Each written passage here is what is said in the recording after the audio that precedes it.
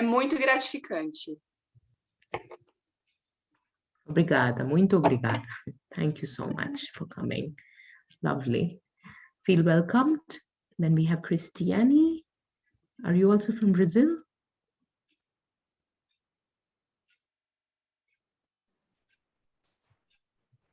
Bom dia. Bom Sim, dia. eu sou do sul do Brasil e moro em Brasília. Conheci a Mila e ela tem orientado aí nesses caminhos do yoga.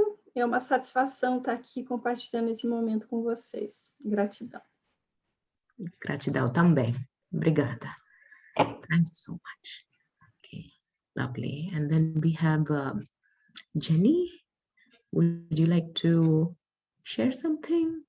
Are you Vanessa's student or Melanie's student? From which country you come, Jenny? No? No. Okay. And Caroline, would you like to introduce yourself if you are there?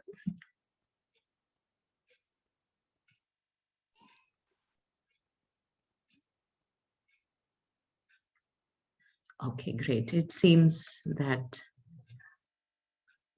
some people are shy, but no problem. Maybe towards the end, you can say something. So friends, let us start. The topic is very interesting. Yoga for menopause. Okay. Now, I'm not going to go into the technicality that which hormones go up and which hormones go down and what all happens inside the body with all the medical specifics. I will not take that right now, although it's one of my subject as well to understand about the biology. Okay, but my focus is that you understand about yoga, how yoga can help you in menopause. So change is an eternal law of life, as most of you know. This transition from A to B, where there is something new to discover, something new to experience. This new could be challenging. So, first of all, I would like you to understand menopause as not only a process of aging, but I would like you to connect it to a new change of life, bringing new opportunities and new avenues to experience this body of a woman in new ways. And this is the beauty, that with changing age and changing hormones, you can experience your body, learn from your body, and also master your body. This is something so beautiful about aging, that you're not stuck in one age zone. And as you move ahead, different age of the body brings new perspectives. The new biology, the new cellular biology brings a whole lot of opportunity. So menopause is about opportunities, is about discovering new things and trying out new things. I'm sure that nobody ever told you anything like this about menopause. But here is yoga and the perspective of yoga. And this comes from yoga philosophy. That change is not only for a woman who is approaching her 50s, but this change has been so constant, even for a young child who is going to soon enter into teenage years into adolescence, even for this child, there is hormonal attack and hormonal changes, which is not easy even for this teenager. And once this teenager comes into the youth zone, early 20s and 25, there are also deep changes within the psychology, within the biology, within the chemistry, and it is equally challenging. And also for men, the aging process is equally challenging. Why it is challenging? Because change is a new thing for us. And change always brings insecurities and worries and anxiety. But if you have a philosophy towards change, that let me embrace the change, let me accept the change and welcome the change of my own body, then you will welcome all the changes with a lot of peace. And the change will work in your favor. It will do good things for you. So what I'm trying to say over here is that create a mind, create a psychology that is always prepared to welcome change. Now in menopause, the big change that occurs in a woman's body is the hormones which have been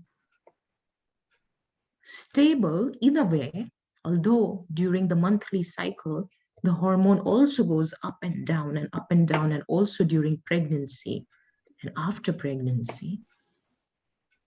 So it's nothing new for a woman. But then when menopause approaches, these hormones go through a considerable change of going up and down and then slowly declining. And this is the phase which brings about a lot of psychological maturity and tolerance for a woman.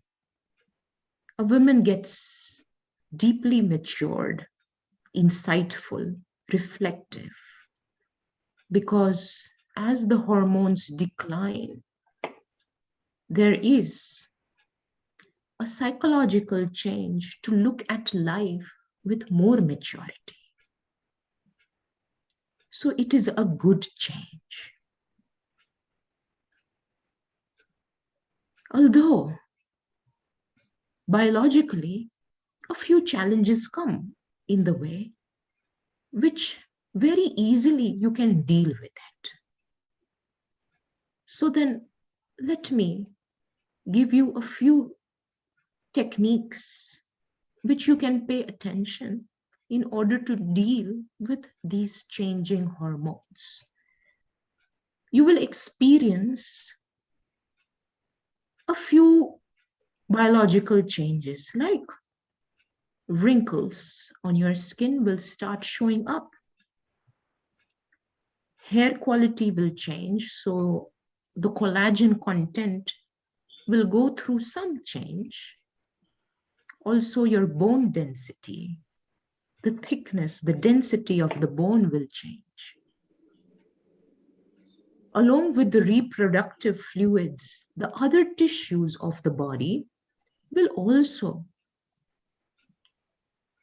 start to go through degeneration.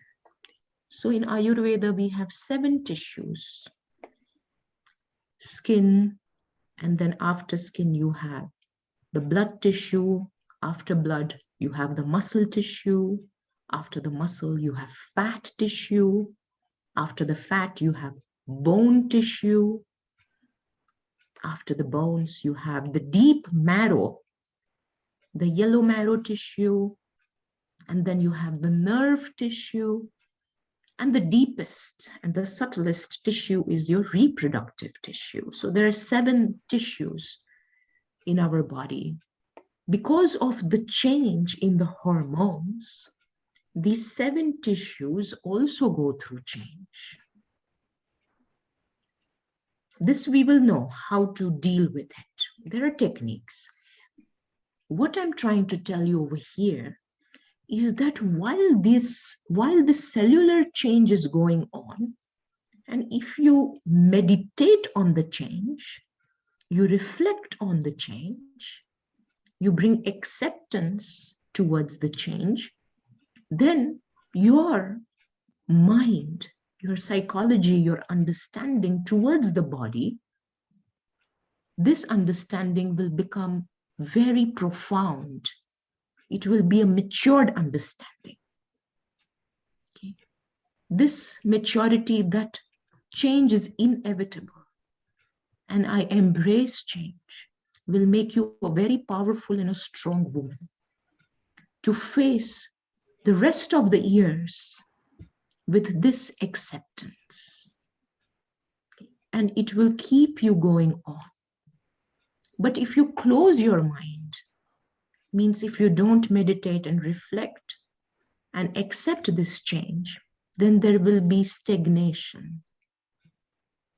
There will be emotional imbalance. So menopause means this change can become your friend, or it can become your enemy. Okay. You can choose how you want it to be. So a powerful woman, a strong woman, matured, emotionally balanced woman has to go through menopause. And it's beautiful. Okay. And then you're a woman who have gone through all the phases of the body, all the biological phases of the body, and you know everything, that what happens in the body.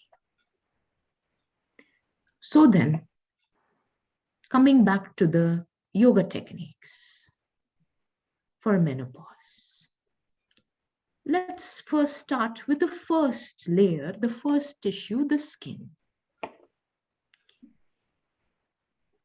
For the skin, you have to consume alkaline diet, which is a lot of fruits and vegetables, lots of grains, different types of grains, different types of lentils, and superfoods of different colors. And keep yourself hydrated with good amount of water. So a clean alkaline diet with no alcohol, no intoxicants, because alcohol dehydrates your skin. Okay. Intoxicants also dehydrate you. The first effect you will see that in your eyes, the water of your eyes and your skin will get dehydrated with alcohol and intoxicants. The next layer is blood. You have to keep your blood clean. Again, that alkaline diet, which is not an acidic diet. So what is an acidic diet? Consuming meat, eggs, fish.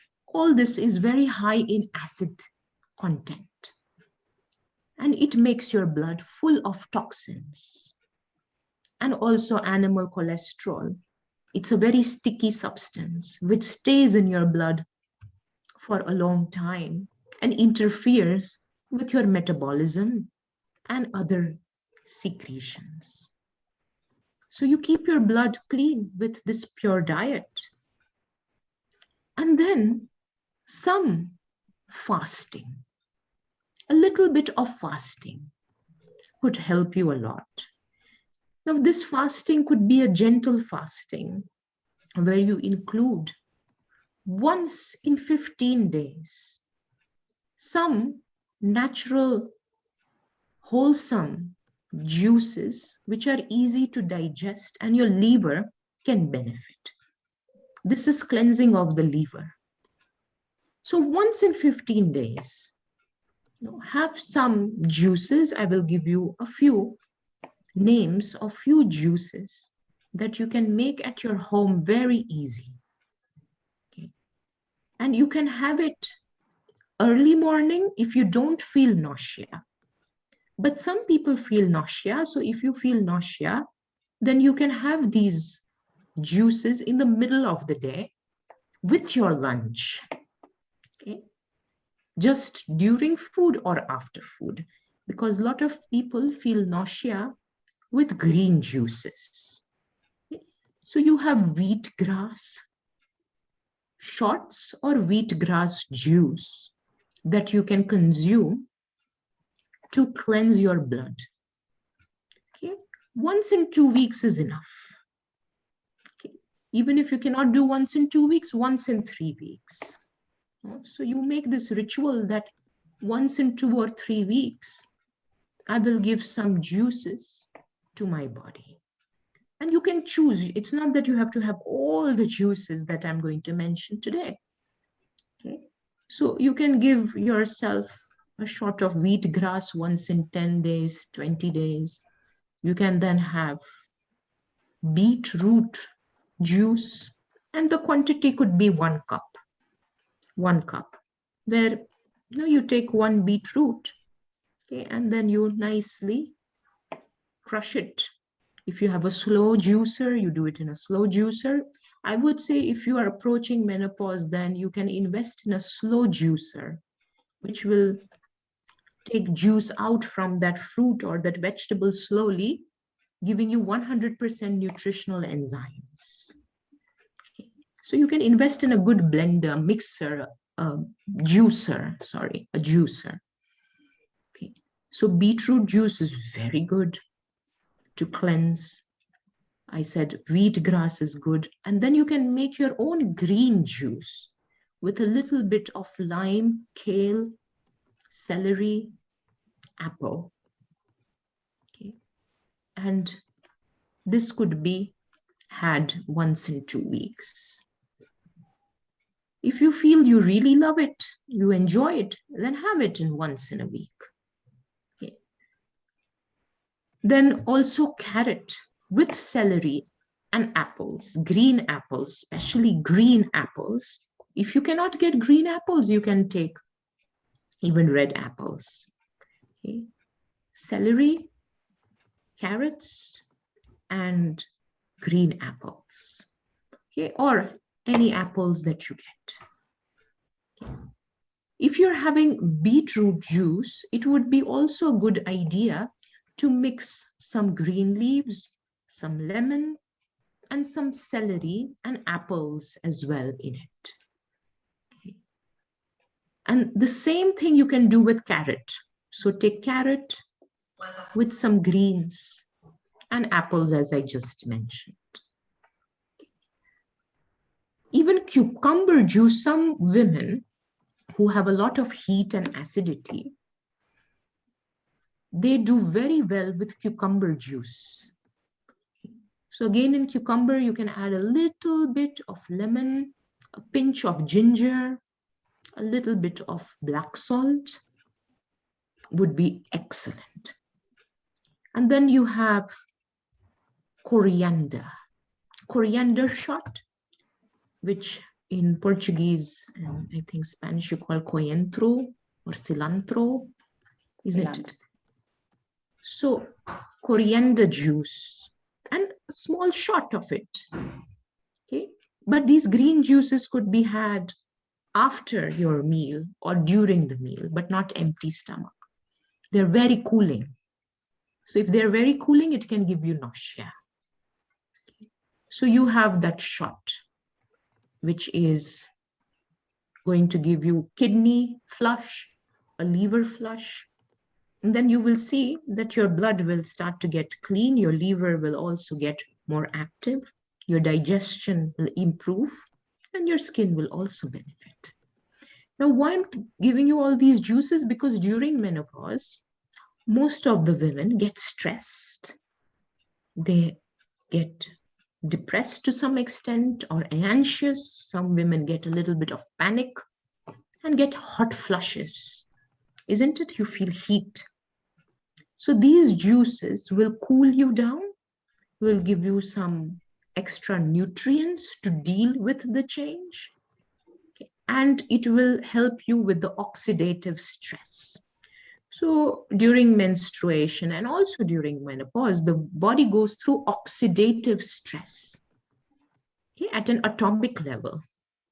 Okay. It is quite a profound stream to study about what happens to women's body during menopause and also during menstruation, is that we go through at an atomic level some amount of oxidative stress. And for that, you have to have some antioxidants. Okay. So let's make a list of antioxidants again to deal with that oxidative stress and to keep the blood clean and pure as well. So sesame, small amount, very small amount. Please don't have 1 full spoon of sesame per day. It should be just a very little, like a pinch of sesame. Okay, in your food, you can just sprinkle somewhere every day. That could be very helpful. Then cumin seeds. You know, cumin seeds? And then fennel seeds, which are irva dosi, fennel seeds. Okay. And then turmeric. And then also you have in your country some berries like blueberries. In India over here, we have amla, which is an Indian berry, very high in vitamin C. Because when you have oxidative stress, your vitamin C has to get compensated. So you have to have those berries that give you very high vitamin C as well. Then cinnamon and cloves. Cinnamon cloves are amazing.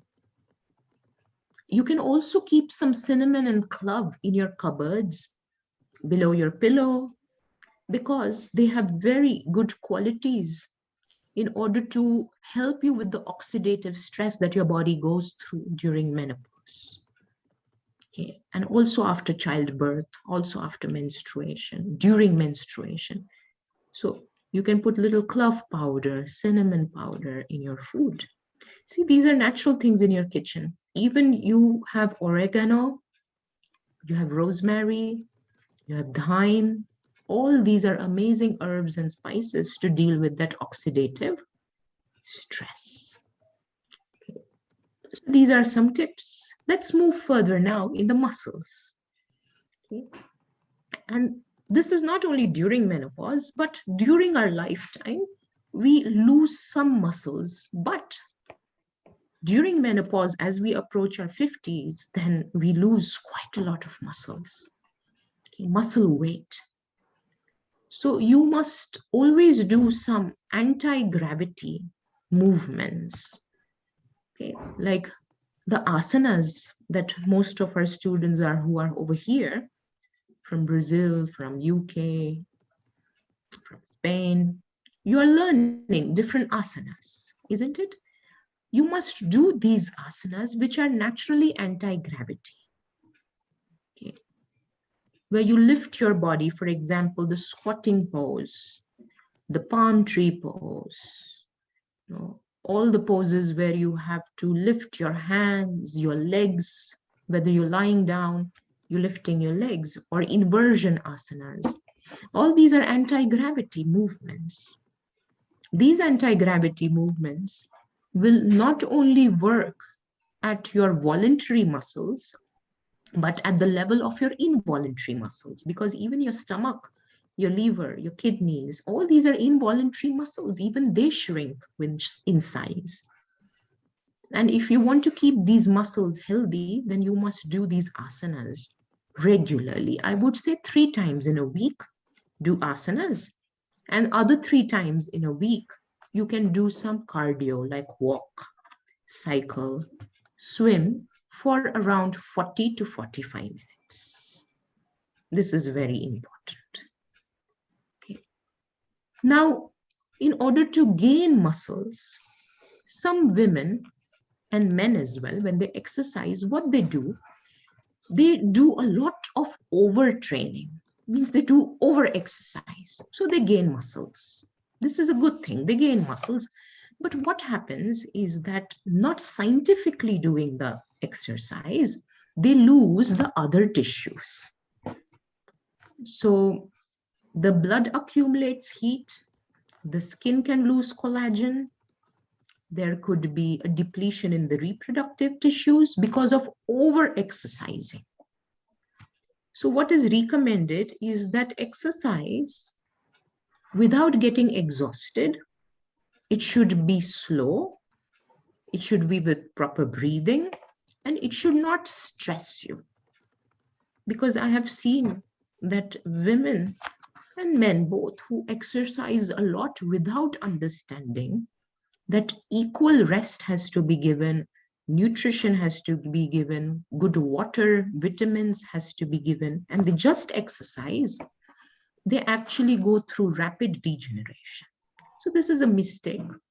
You must not exercise in such a way that you gain muscles, but then you lose the other tissues. Okay. So you want to exercise in a way that it will also improve your muscles, but also it will improve your skin, your blood, your reproductive tissues, and so on. Okay. This is for the muscles, the exercise. Now let's move further. Your fat. Now, fat is an important part of human body, the adipose tissue, and there are several different types of tissues which make up your fat tissue. Okay. Several different types of fat required. There is fat that covers your organs as well. Okay. So some amount of fat is of course good. Now, some women during their menopause, they might get some thyroid imbalance, okay, or low metabolic rate, or get into depression. And because of stress, there is more cortisol hormone, which is a stress hormone. And this can then get accumulated as fat around the belly, around the arms, the hips. Okay. So the best way is to meditate, to do some self-reflection, to do deep relaxation. This will reduce your stress hormones. It will help your thyroid and the other secretions and hormones which are essential for fat metabolism. Okay, they will all get into balance. Okay, so some women think that they're overeating, but some are not overeating yet. They get fat accumulation around their hips and waistline.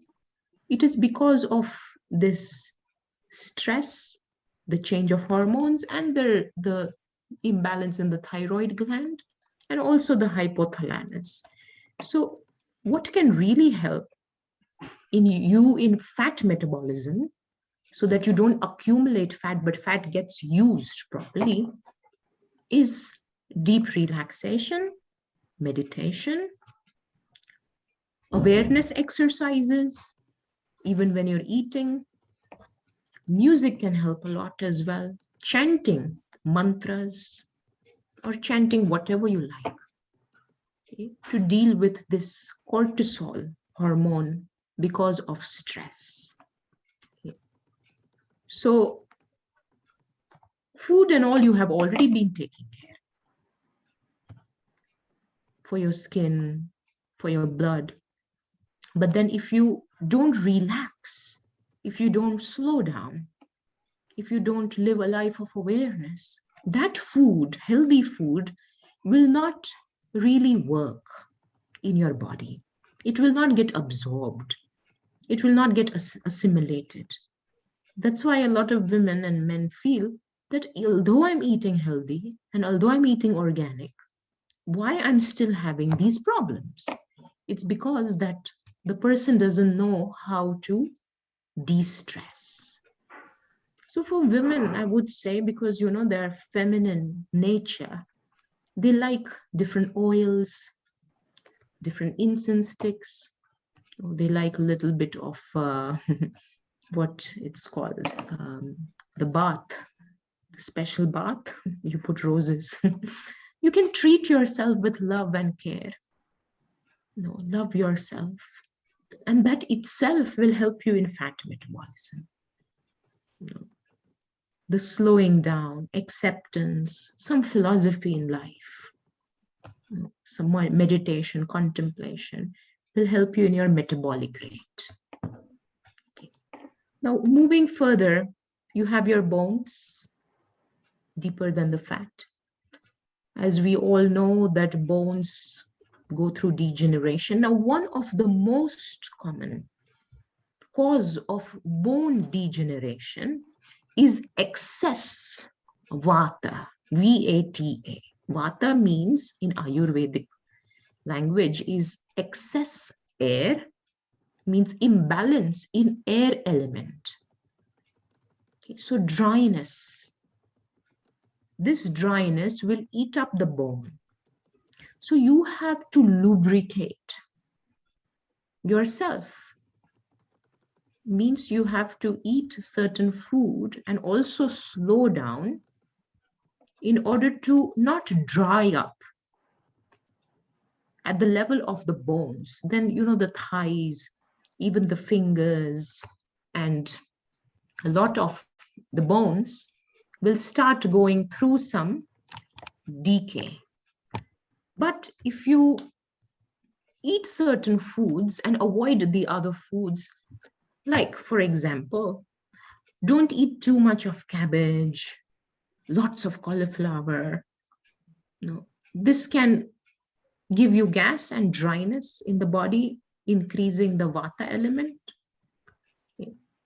But if you have some roots, especially sweet potatoes, in your country you have mandioca, tapioca, different roots, pumpkins, those heavy vegetables which can give you strength. They give strength to the bones. They improve the health of your bones. Okay, so these roots can balance the air element in the body, which is vata, which can get disturbed during menopause. Okay, but what do women do? Sometimes they only eat salads, only dry things. But I would say, no, have some sweet roots, mangoes, some starchy vegetables and fruits, which are heavy for your bones, for the health of your bones. And some little seeds, not too many seeds, very little quantity of seeds, whether it's flax seeds, flaxseed oil, okay, sesame seed oil, coconut oil. But these oils and seeds have to be consumed in very small quantity. We would say that 1 handful a week. Okay, almonds, walnuts, pumpkin seeds, 1 handful per week, means 1 cup per week. You have to mix all the seeds and the nuts in 1 cup. So you have to make 4 small little jars for 1 month, in which you mix all your seeds. If you want to mix, if you want to keep them separated, you can, but that 1 little cup per week, which has seeds and nuts.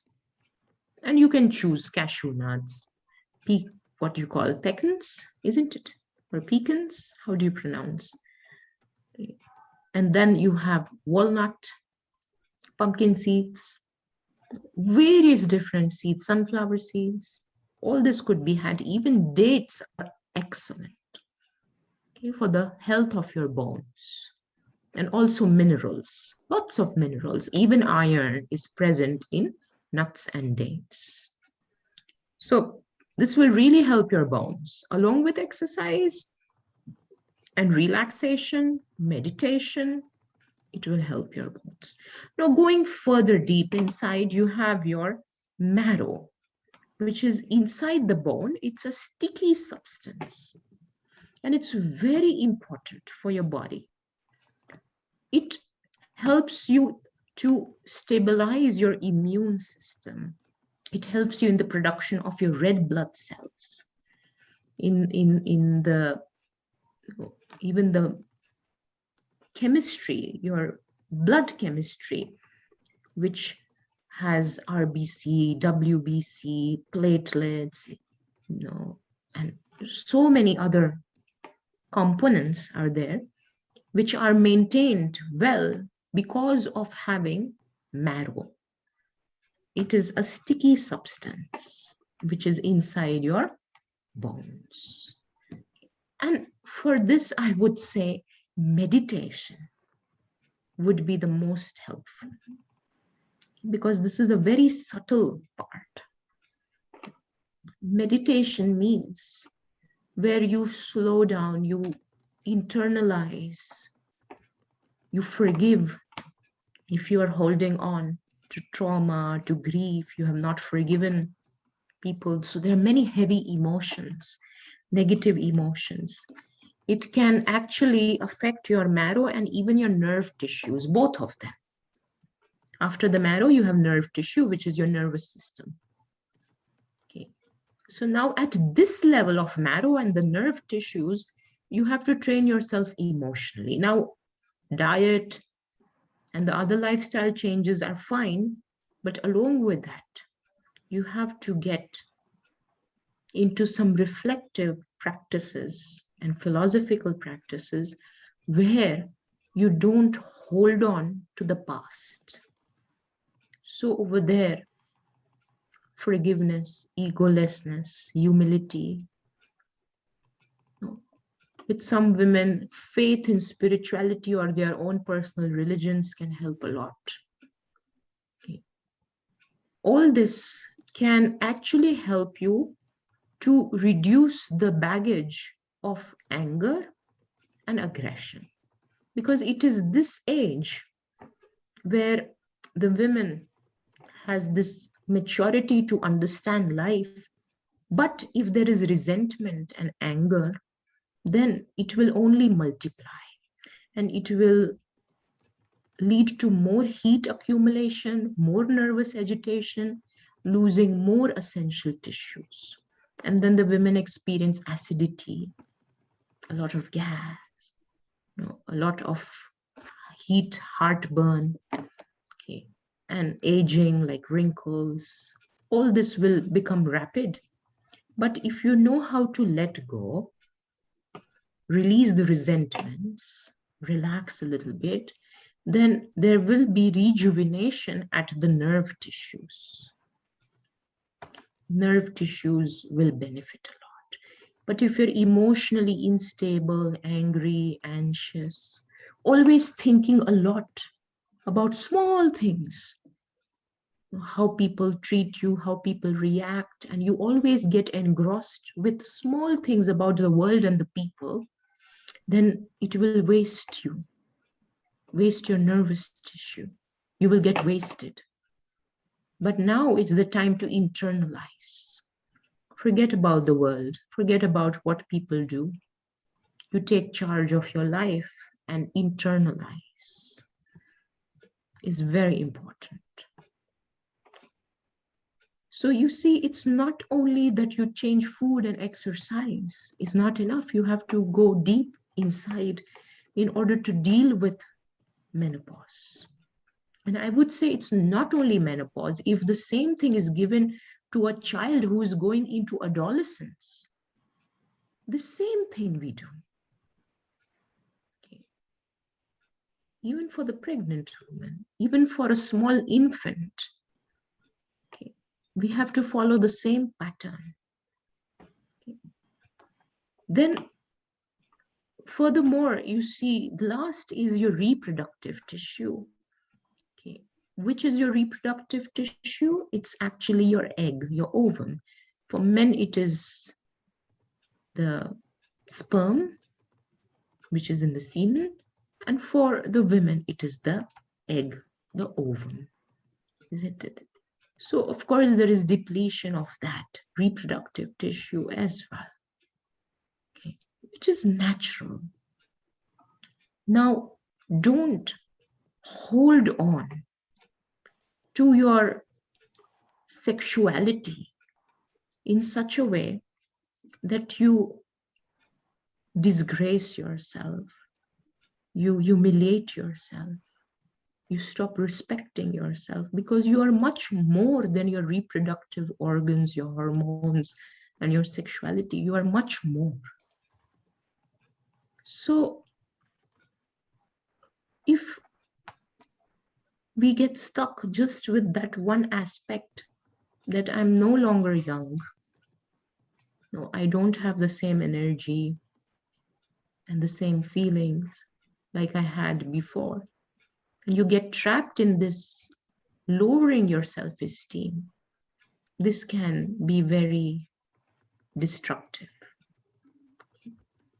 So acceptance, first of all, that there is a change at the reproductive level, hormonal level, and it is natural, it is biological, and I have no reason to get ashamed, or I have no reason to feel low self-esteem and low self-confidence.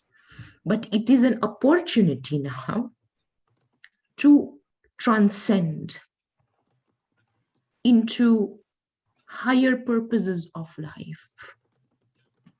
Okay. Because now you no longer have to bear a baby, or you no longer have to deal with all those reproductive works. And now it's an opportunity to do something new. So that change in reproductive fluids and those tissues and that hormones, that is something that can help you mentally if you make use of it. But if you say, no, I don't want it to change, and you hold on to that change, that will give you more and more suffering. So I have seen a lot of women are not able to accept their changing body because the identity only comes through the body, the self-identity, that I am just this body and just this skin. But now if your self-identity comes because of who you are, because of not only the body, but certain skills you have, because of your higher understanding towards life, you have capacity to solve many problems, you have skills, and you have a beautiful character. This is something that can really help you during this phase of menopause. Because one thing is getting destroyed, which is your reproductive fluids and hormones, but the other thing is getting constructed for you. Then that other thing is a mind that is now more matured. Okay. So it is, that's why this is a change. It is a transformation. So if you come to some places, I mean, maybe I can give you example of some Indian women I have met. My teacher, Hansaji, my mother, they all have gone through menopause, and that gray hair and those wrinkles. And then you see that in their speech and their actions, there is some nectar-like sweetness and beauty that comes from that experience and maturity, that they can give guidelines and advice to young girls, how to deal with life, what to do when there are crises. So I would look at this transformation as a very positive transformation and something new to experience. Well, but still, Ayurveda and yoga has a few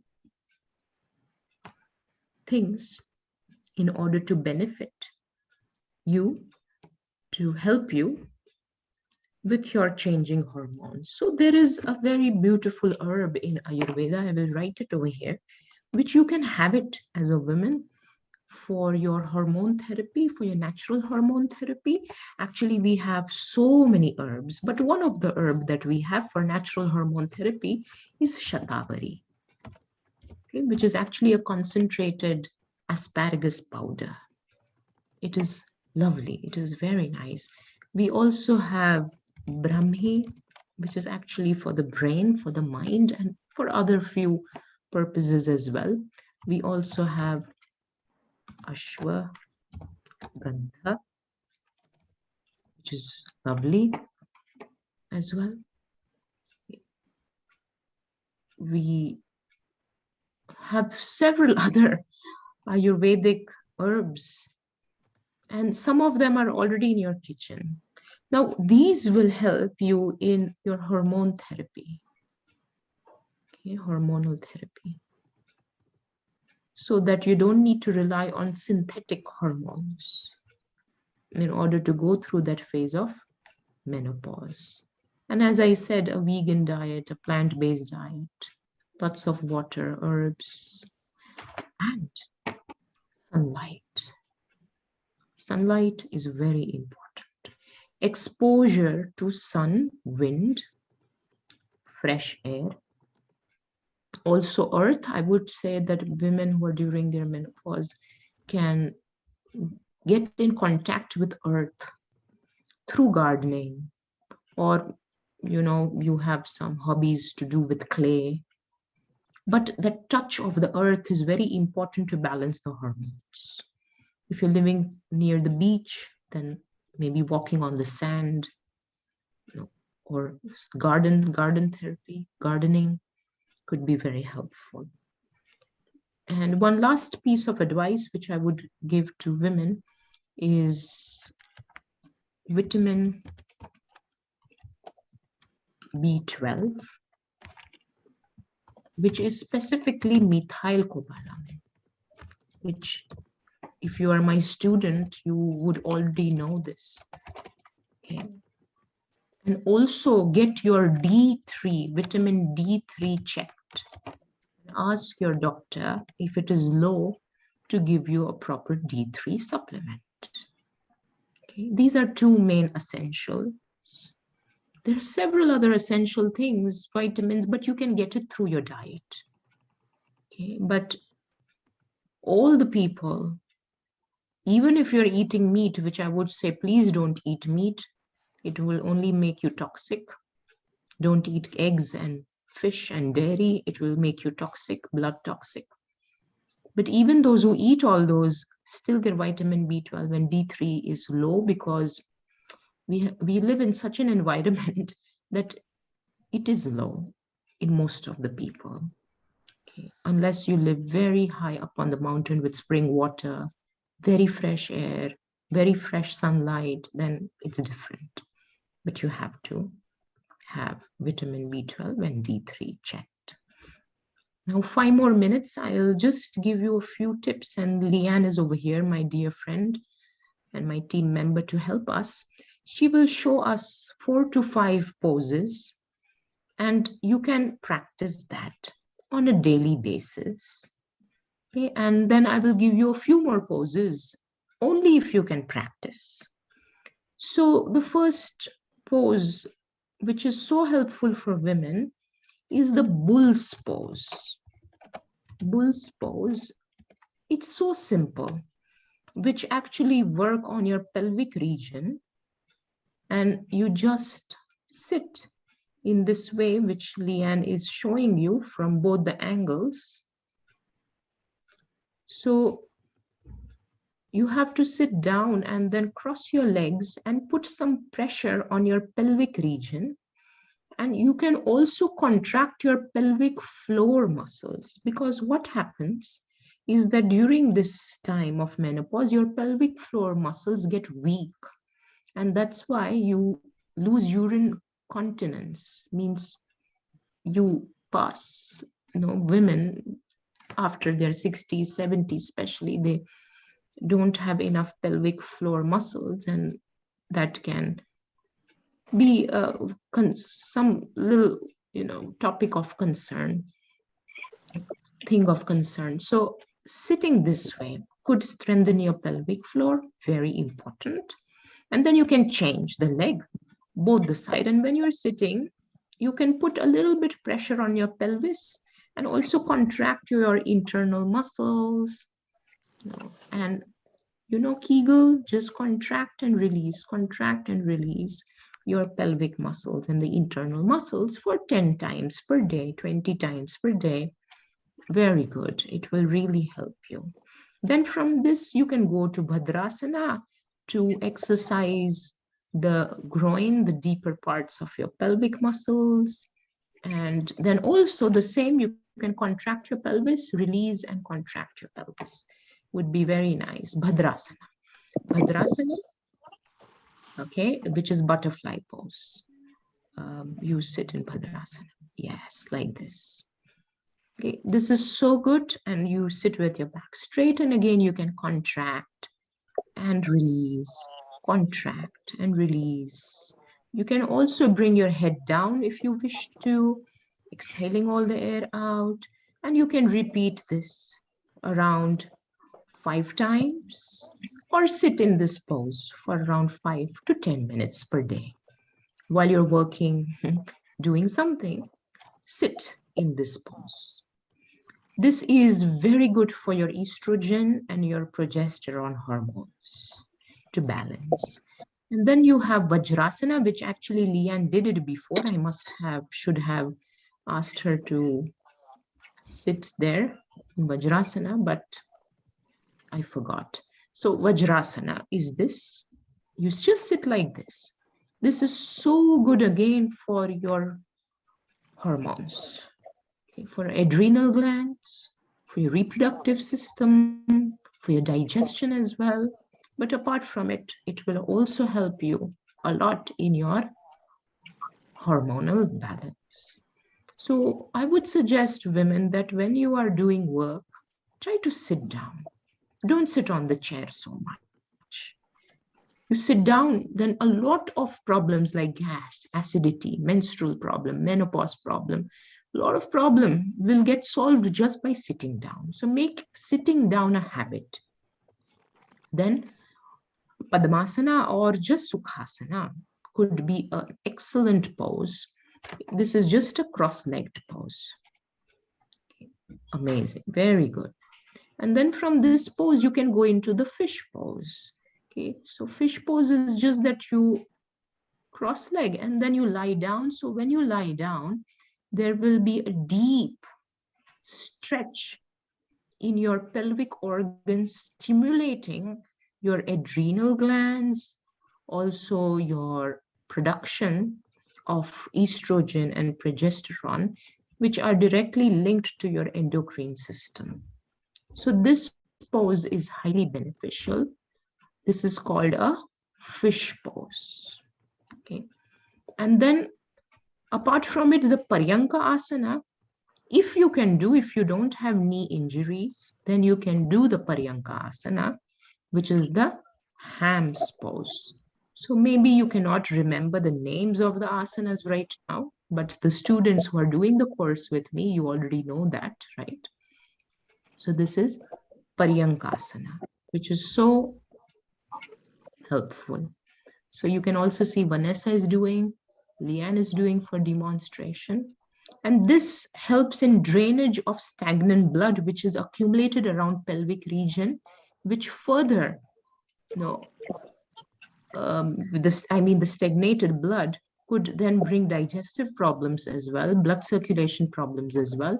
So doing this could not only be beneficial for your pelvic health, your hormonal health, but also for your digestion and blood circulation, for your heart, your liver, your kidneys, everything.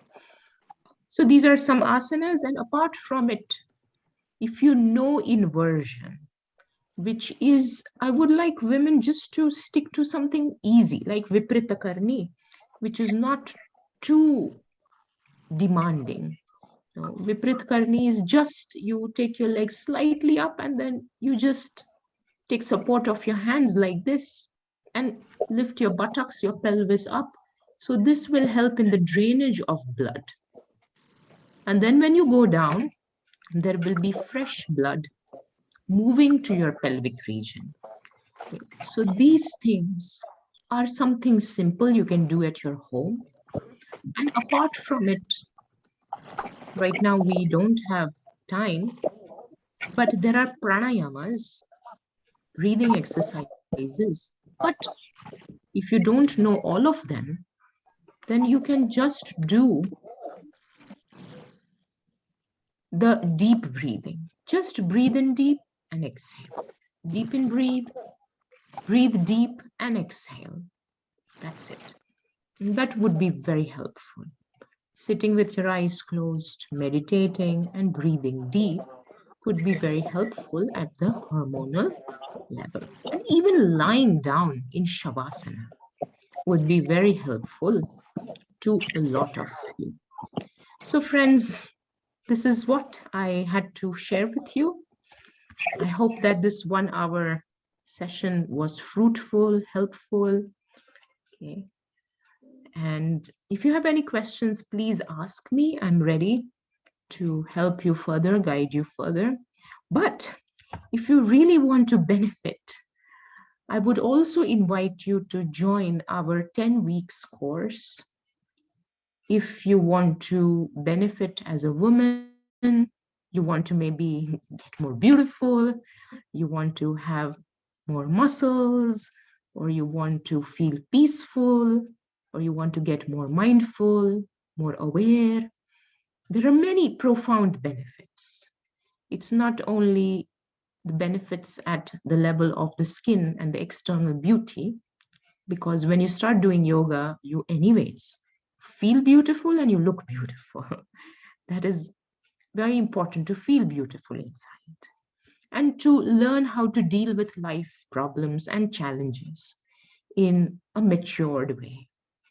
So I can invite you to join our course, which is starting from 11th of April, wherein you will have to attend the sessions every day. A lot of information and knowledge will be given, which starts from 11th of April. And over here, you can see a few of them are actually our students, isn't it?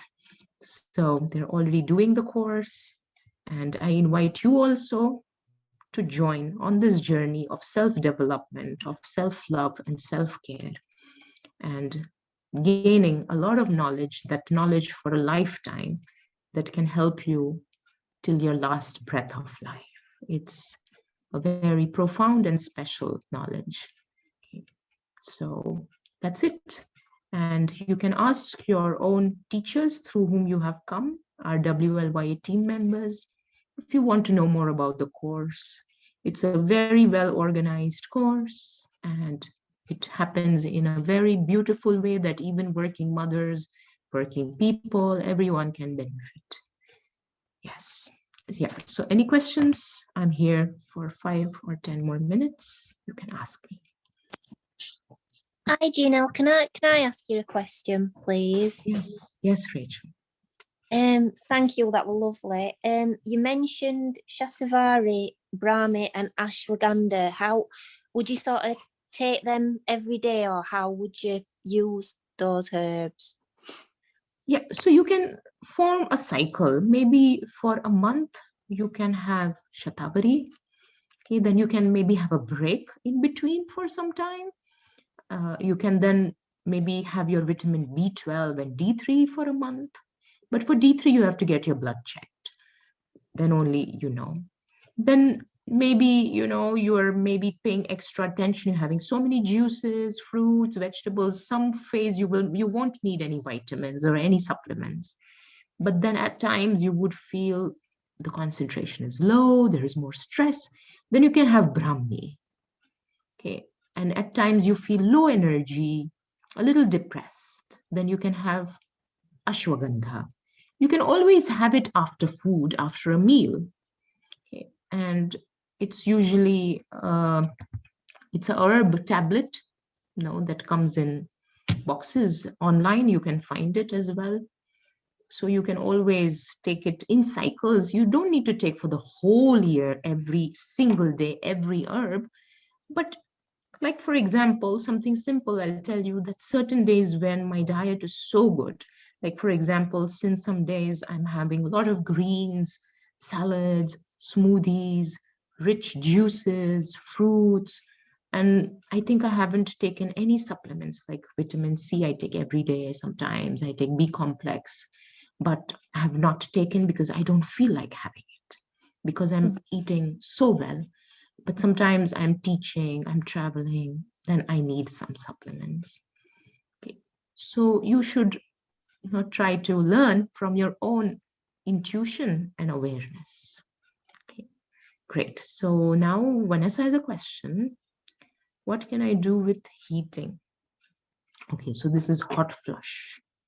Okay, so first of all, don't eat garlic or any heaty foods at night or during the day. Okay, spicy food, heaty food, meat, eggs, all that will increase the heat in the body. Alkaline diet is very good. Okay. And then, as I had told you before, this phenol, irva dosi, you can soak it during the day in water. And then at night, before going to sleep, you can drink this water. Drink it and chew the seeds because phenol will really cool you and you will feel cool. Because in menopause, this hot flushes are because of the confusion in changing hormones, and the hypothalamus, the brain is confused. And then in response, it produces these hot flushes. And to counteract that, cooling things like, as I said, phenol or fennel, and even, chamomile tea, but cool, cold chamomile tea at night, drink that. Cooling teas like lemongrass, mint, but it should be room temperature or cold.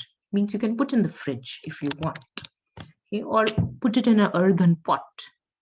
You know, you can buy earthen pots and you can store water in it and you can store your teas in it.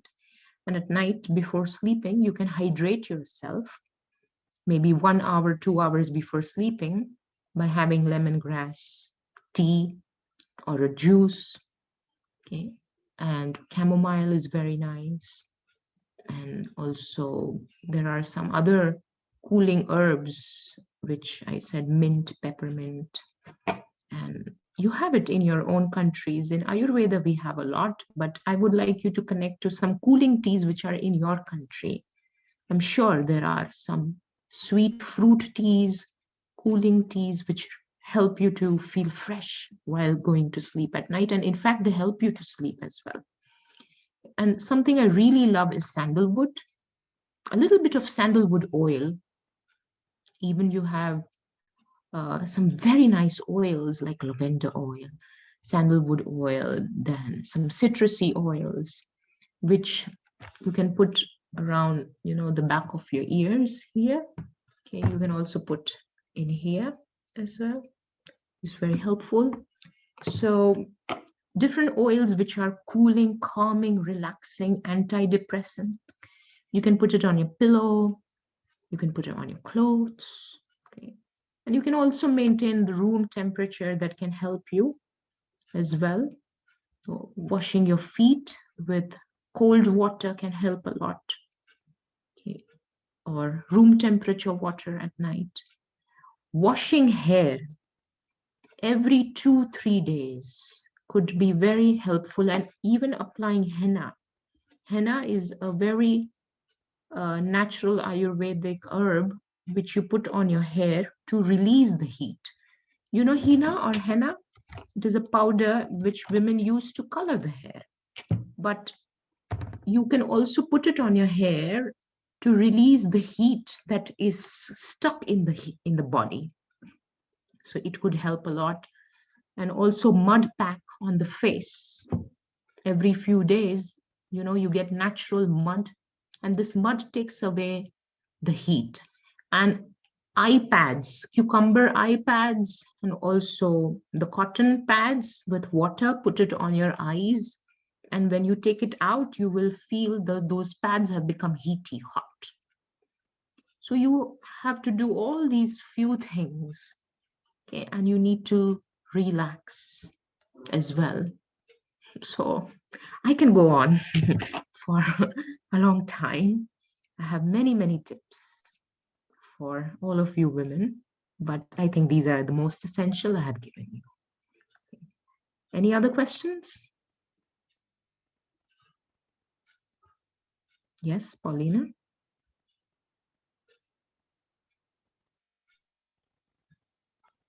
Eu amei todo o conteúdo, muito grata. E a dúvida que eu tenho é o seguinte: com o decorrer dos anos, né, especialmente na menopausa, há uma perda do colágeno, e com isso a composição dos órgãos, até da carga óssea, né? Quais tipos de alimento você acha que é ideal para nós mulheres, enfim, para quem está querendo repor esse colágeno que acelera a perda, né, com a menopausa? Pode responder em inglês, por favor. So apart from all this which I just said, you can have something called as vitamin B3. B3. Okay, you can check on internet. There are also very nice sites like iHerbs selling very nice vitamin B3, which is something that iHerbs.com, which reduces during menopause your collagen. And for this, you need vitamin B3 to help you with certain chemical synthesis in the body, absorption of certain vitamins, and also to keep the elasticity of the skin. So your vitamin B3 is very important. And sometimes during menopause, we do recommend the women, if you feel that your skin needs that elasticity, apart from all this, not having alcohol, not having meat, following a nice lifestyle, you can also have B3 as well. Okay. Vitamin B3 is a must-have for most of the women. It's easy to find on the internet. And especially iHerbs, you will get very good source of B3, iHerbs. Yeah.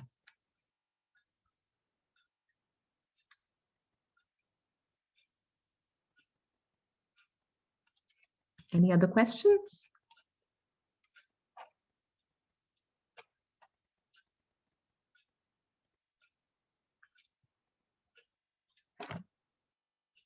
Great. So it was a very nice session. I was very happy to help you, guide you, and instruct you with a few things that I know. How to make the transition from synthetic hormones to herbs. Very slow transition. It can take a year, where you can reduce the dependency on synthetic hormones bit by bit by bit. So I would say it would take 6 months to somewhere 1 year, and it can be very helpful and useful, especially if you can get guidance from a gynecologist or from a doctor who knows about holistic management of hormones, if they can support you, or a vegan nutritionist as well, can really help you. And also, Adriana, you have done my Ayurveda course with me, and you have learned a lot of things in Ayurveda, the recipes, the herbs, so many things. All this, you can make use of it bit by bit and reduce the synthetic hormones that you are taking in the body, reducing the dependency bit by bit.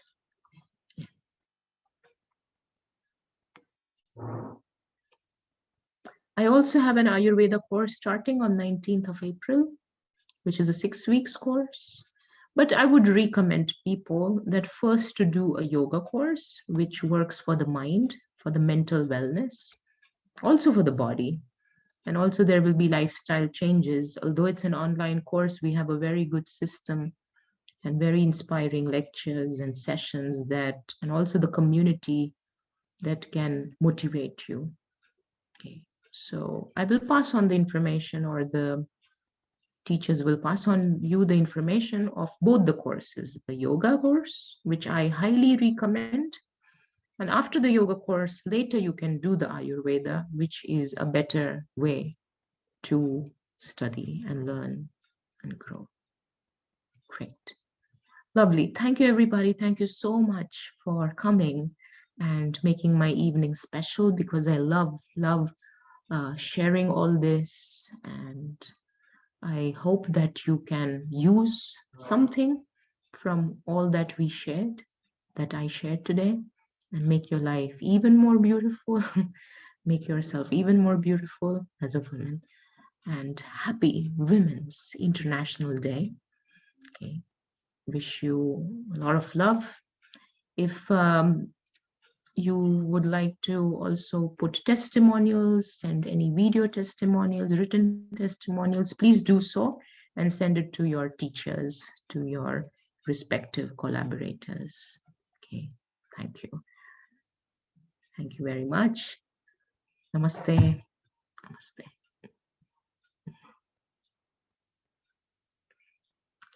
Bye-bye. Namaste. Bye-bye. Thank you, Gina. Thank you. Thank Namaste. you. Thank you, Bye. Vanessa, Melanie, Leanne, for your Thank support, you. for translating. Bye. Bye-bye, Thank you. guys. Bye. Thank you, Gina. Love to see you again. Yes, after a long time we are meeting, isn't it? Where were you all these days? I was missing you. Miss you too. Thank you for this call. Bye-bye. Bye. Namaste.